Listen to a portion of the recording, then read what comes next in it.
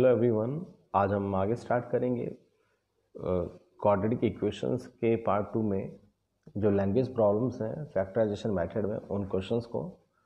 तो कल आपको बताया गया था कि किस तरीके से फैक्टराइजेशन मेथड से हम किसी क्वाड्रेटिक इक्वेशन को सॉल्व कर सकते हैं। तो आज हम उनकी लैंग्वेज प्रॉब्लम को किस तरीके से सॉल्व कर सकते हैं वो देखिएगा। तो यहाँ पर हम आपको लैंग्वेज प्रॉब्लम से इक्वेशंस बनाना बताएंगे कि किस तरीके से उनसे इक्वेशंस हम फॉर्म कर सकते हैं सॉल्व, तो आप अपने आप कर ही सकते हैं उनको।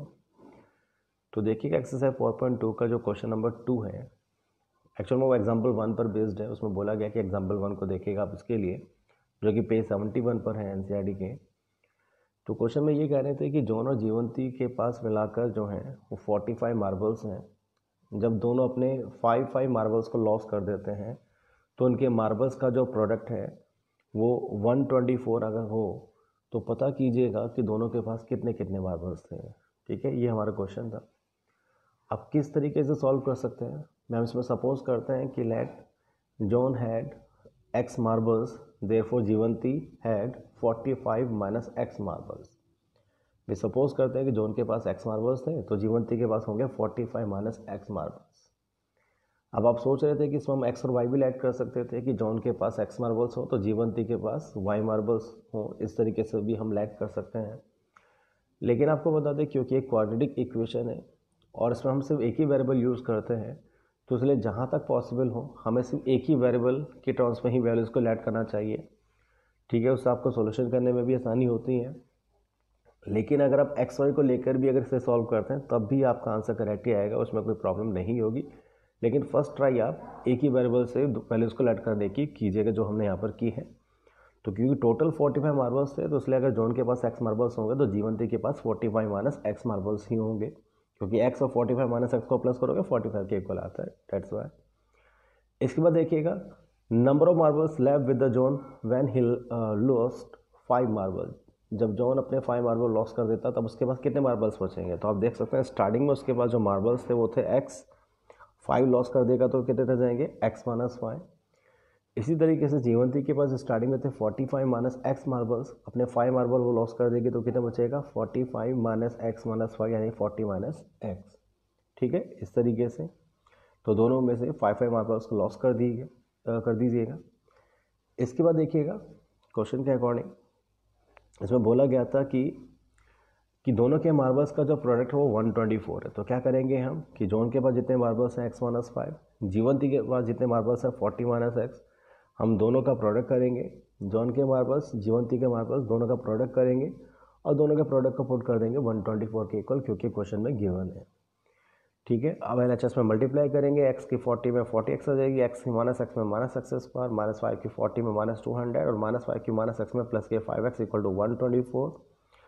तो LHS को सॉल्व करके आएगा minus x square plus 45x minus के 200, 124 को भी RHS LHS में ले आते हैं तो माइनस के 124 इक्वल टू 0।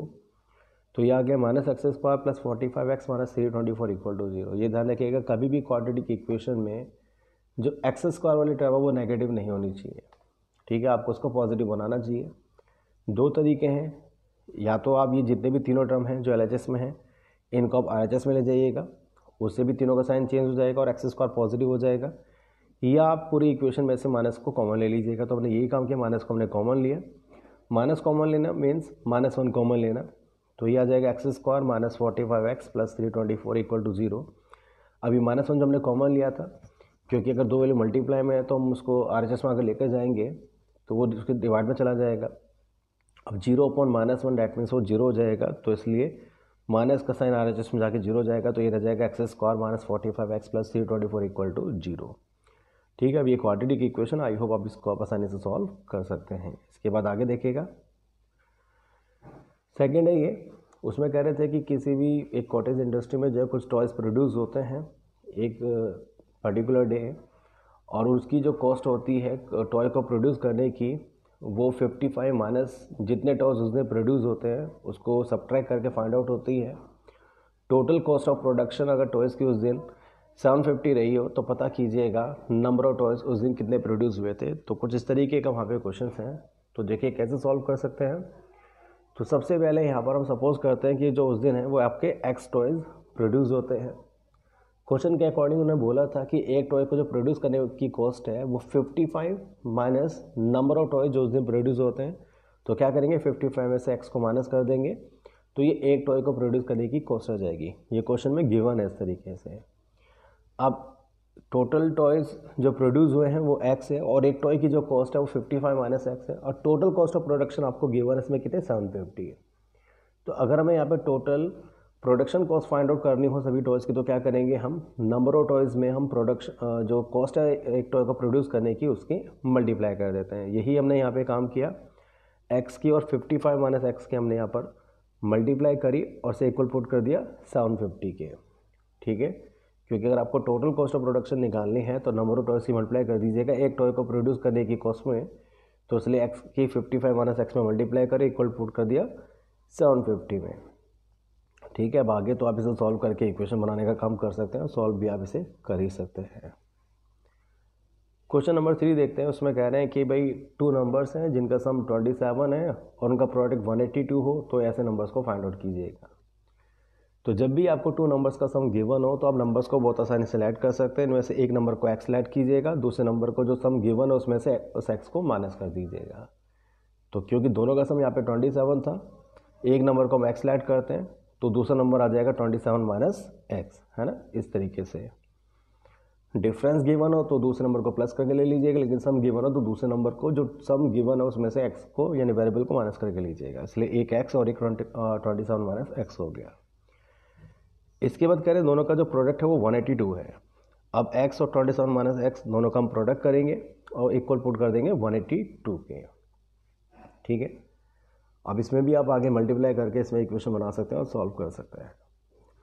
फोर्थ देखिएगा, इसमें कह रहे हैं कि 2 कॉन्जिक्यूटिव इंटीजर्स हैं जिनके स्क्वायर का सम 365 है, तो उन इंटीजर्स को फाइंड आउट कीजिएगा। तो क्या करना होगा भाई, 2 कॉन्जिक्यूटिव इंटीजर्स हैं तो हम उनको सपोज कर लेते हैं, एक को x और एक को x+1। ध्यान रखिएगा कॉन्जिक्यूटिव इंटीजर्स का मतलब जिनमें 1 1 का गैप हो। तो कॉन्जिक्यूटिव इंटीजर उनको कहते हैं जैसे 1 2 2 3 3 4, ये जो आपके इंटीजर्स है वो कॉन्जिक्यूटिव है, डैट मीन्स वो बिल्कुल लगातार है। ठीक है, तो जब भी आपको कॉन्जिक्यूटिव इंटीजर्स को ऐड करना होता है तो एक को x और एक को x+1 हम ऐड करेंगे। कॉन्जिक्यूटिव इवन इंटीजर्स को ऐड करना होता, सपोज इस क्वेश्चन में तो नहीं है, लेकिन अगर करना होता तो इवन इंटीजर्स में आपके 2 2 का गैप होता है, तो एक को x और एक को x+2 ऐड करते। इसी तरीके से कॉन्जिक्यूटिव ऑड इंटीजर्स कहते, तो उनमें भी क्योंकि 2 2 का गैप होता है तो एक को x और एक को x+2 ऐड करते। तो जितना वहाँ पे डिफरेंस होता है उसके बेसिस पर ही नंबर को ऐड किया जाता है। तो क्योंकि कॉन्जिक्यूटिव इंटीजर्स में 1 1 का गैप होता है तो एक को x और एक को x+1 में ऐड किया। इसके बाद कह रहे हैं उनके स्क्वायर का सम 365 है, तो दोनों का हम यहाँ पे स्क्वायर करेंगे। तो x का स्क्वायर x+1 का स्क्वायर दोनों को प्लस करेंगे क्योंकि सम कह रहे हैं वो कितना है 365। ठीक है, तो x स्क्वायर हो जाएगा, x+1 के होल स्क्वायर बाय आइडेंटिटी को एक्सपेंड करेंगे, सॉल्व करेंगे, एक इक्वेशन बनकर आएगी। देन इस इक्वेशन को आप देख सकते हैं लास्ट में जो इक्वेशन बनी है 2x square plus 2x plus 364, जैसे हमने लीनियर इक्वेशन 2 वेरिएबल में भी आपको बताया था। अगर किसी इक्वेशन की जितनी भी टर्म्स हैं अगर वो किसी एक नंबर से डिवाइड होती है तो आप उसको डिवाइड करके सिंप्लीफाई कर सकते हैं। तो यहाँ पर भी आप देख सकते हैं पूरी इक्वेशन को हम 2 से डिवाइड कर सकते हैं, तो हमने 2 से डिवाइड किया, इक्वेशन ऑब्टेंड हो गया x square plus x plus 182। फिर इसको आप आगे फैक्टराइज करके सॉल्व कर सकते हैं। एक चीज़ को ध्यान रखिएगा, जब भी आप सॉल्यूशन निकालेंगे, जैसे आपको आगे सॉल्व करके x की 2 वैल्यूज़ मिलेंगी यहाँ। ठीक है, तो इसलिए जो x के सॉल्यूशंस आएंगे तो उनको आपको ये जो नंबर आपने ऐड करे हैं स्टार्टिंग में उनमें पुट करके आपको आंसर्स फाइंड आउट करने होंगे। सिर्फ x वहाँ पर आ जाएगा वो आंसर नहीं कहलाएगा, जो वैल्यूज़ आपने ऐड करी है उनमें पुट करके आप सॉल्यूशन को फाइंड आउट कर सकते हैं। फिर देखिएगा उसमें कह रहे हैं कि एक राइट ट्रायंगल है जिसका एल्टीट्यूड बेस से 7 यूनिट लेस है, हाइपोटेनस अगर 13 हो तो पता कीजिएगा बाकी दोनों साइडें कितनी होंगी। तो क्योंकि यहाँ पे एल्टीट्यूड बेस से 7 यूनिट लेस है तो हम क्या करेंगे, हम बेस को x ऐड कर लेते और तो एल्टीट्यूड कितना हो जाएगा x माइनस 7, क्योंकि एल्टीट्यूड हम बेस की हेल्प से निकाल सकते, डेट्स हमने बेस को पहले ऐड किया x, तो एल्टीट्यूड हो गया x माइनस 7। हाइपोटेनस यहाँ पे गिवन है 13। अब बेस एल्टीट्यूड हाइपोटेनस में आपको पता है रिलेशन होता है पाइथागोरस का, तो वही रिलेशन हमने यहाँ पे लगाया, h square equal to p square plus b square, that means hypotenuse का स्क्वायर इक्वल टू परपेंडिकुलर का स्क्वायर प्लस बेस का स्क्वायर। इसमें हाइपोटेनस की एल्टीट्यूड परपेंडिकुलर का हो एल्टीट्यूड का एक ही बात है, उसकी वैल्यू पुट करी और बेस की वैल्यू पुट करी। ठीक है, अब इसको हमने सॉल्व किया, x17 का होल स्क्वायर बाय आइडेंटिटी को एक्सपेंड किया, सॉल्व करेंगे, इक्वेशन बनकर आएगी। इसमें भी वो 2 हर एक टर्म में कॉमन था, तो 2 से डिवाइड करके हमने इक्वेशन को सिंप्लीफाई किया और आगे तो आप इसे सॉल्व कर सकते हैं और फाइंड आउट कर सकते हैं।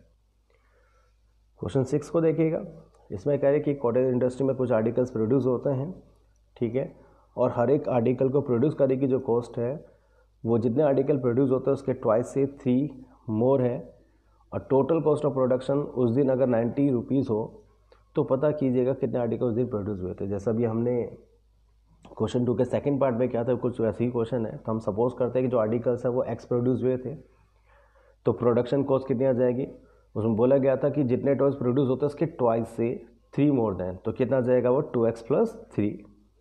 अब टोटल कॉस्ट क्योंकि 90 गिवन है, अगर हम यहाँ पे इनकी हेल्प से टोटल कॉस्ट निकालें तो टॉयज नहीं सॉरी आर्टिकल्स निकालें, तो क्या आर्टिकल प्रोड्यूस होते हैं x और एक आर्टिकल को प्रोड्यूस करने की कॉस्ट है 2x + 3, तो टोटल कॉस्ट ऑफ प्रोडक्शन क्या होगी वो इनको मल्टीप्लाई करके मिल जाएगी।